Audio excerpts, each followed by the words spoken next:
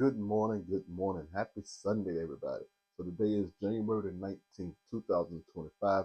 And I'm Joseph Hunt, your daily motivational speaker and life coach. And here we go to challenge our daily mindsets and get 1% better each and every day. All right. So with my message today, my goal is to um, try to give you a way or just a way for you to think about things when you're going through the tough times. It's a way to help you get over the tough times. Just one way. And once again, will it work every time? No. But if we keep practicing and practicing, it will work because it happened to me this week. And I'm going to give you an example, right? So if you ever been in like feeling down and depressed, right? I'm sure we all have been there before, and we probably a lot of us are in that situation or in that boat right this second, right? Well, we have to remember. I spoke about this a few Sundays ago.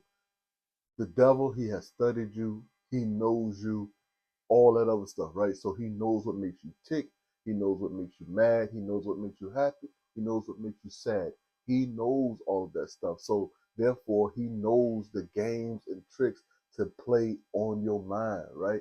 To get you to feeling in those down and then in those depressed states. When you get that way, you can't think straight. You can't think straight. And all that seems to be coming to your mind when you're in those situations is all the bad stuff that's going on. Lord have mercy. Why I gotta go through this again? Lord have mercy, this again. Lord have mercy, that, whatever. The only thing you seem to think about is the bad things. And that's where he wants you at. Now he got you all confused. When you're confused, your mind cannot concentrate on the things that it needs to concentrate on, right? So just a quick example this week, right? Um, Man, I did a message about me having to go to the emergency room, right? Well, when I went to the emergency room, when I come back, man, I get my medicine, and I say about not even 30 minutes later, out of the blues, my son, boom, he gets sick and his temperature goes up to 101, and it was 30 was going up to 102. It was just back and forth, and I was like, this can't be life, man. This cannot be life. I was like, I just went through this stuff with him, and I was sick, and I got over it. My girlfriend was sick, she got over it. We was all in the same house. Then I go to the emergency room, then I come back. Now his fever is up to 101, 102. Now we got to go take him to CHKD.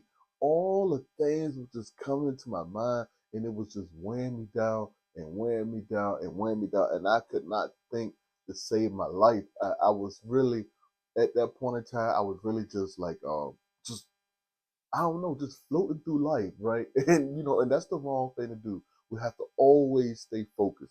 And then I went back and I remembered out of this book that I'm reading, right? I try to read a chapter out of this every day, right? Because it's only short chapters. I say about 5 or 6 pages a chapter, right? But it was talking about the psalmist David, right? And he talked frequently about meditating on all the wonderful works of the Lord, the mighty acts of God. He said that he thought on the name of the Lord, the mercy of God, the love of God, and many other such things. When he was feeling depressed, he wrote in Psalm 143, 4 and 5, Therefore is my spirit overwhelmed and faints within me. My heart within my bosom grows numb. I remember the days of old. I meditate on all your doings. I ponder the work of your hands, right? So when we're getting into these depressed states, what we need to do is settle ourselves. Find a way to settle yourself, wherever that is at, whether you have to get into the shower and calm yourself down, whether you get into your seat in your quiet space and calm yourself down. Whatever you have to do, you have to quiet the mind down and think of all the things that God has previously done for you, right? And then you move forward, and then you move forward from there, right? You build on that positive momentum. That's the only way to, well, I ain't gonna say that's the only way. I would say that's one way that I found out that really works because it worked for me this week. It's all about the mind. He's trying to control your mind. Once he can control your mind, he can control you.